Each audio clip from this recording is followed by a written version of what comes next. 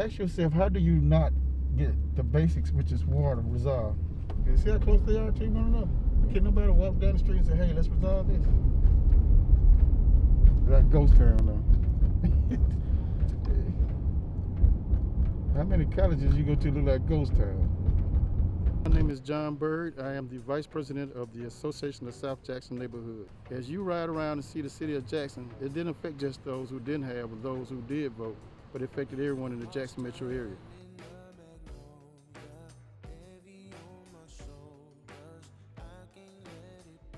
It's football season. Jackson State getting ready to have their first home game coming up right here.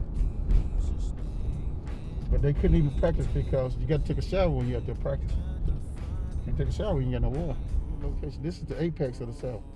That means we should be busting like in Memphis or Dallas and Atlanta or Houston, but we're not. It's not because we're not trying. The Republican control majority of the state keep denying access to the infrastructure bill that we're trying to get to fix most of the issues they're dealing with the city of Jackson. Only 20% of the people vote in Jackson, in Hines County.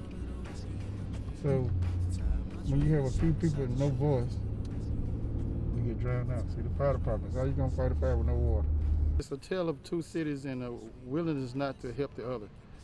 The resources from the state level is that they know this is the capital of Mississippi. It's never gonna change and can't move. But the surrounding areas, when asked for funding, use the population as a means to get the funding. The bedroom communities, as you leave Jackson, are thriving, have a better infrastructure, have a better quality of life, whereas the inside the city limits is suffering. With a low or no tax base, how you gonna pay for something when you don't have the resources to pay for it? It starts and ends with infrastructure, neglect of the infrastructure. You got the only trauma hospital in the whole state, the only cancer research hospital in the whole state, and you fighting over who gonna fix them. Come on now. That done got so over with, man. I tell you, all this tying together. The water just the tip, it's the finger in the dike. You be like, that is crazy.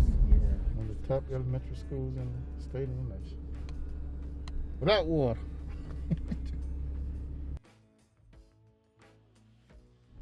This is the governor's mansion. There's someone already out here taking pictures. Do you think most people take the governor at his word? Of course not. It depends on who you are. If you have water that didn't get affected, of course you're going to say, yes, he's doing a great job.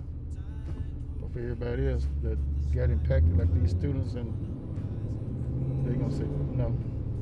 Right now, me being one of the leaders as the Association of South Jackson Neighborhoods, we found ourselves now to try to be the distributors for the neighborhoods.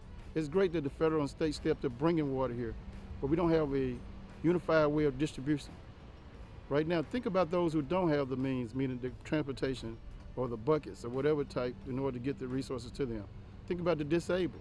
Keep hope alive, but let's being realistically, until we get the right people in place to make the right policies at the time in place, we're going to be playing this record over and over again.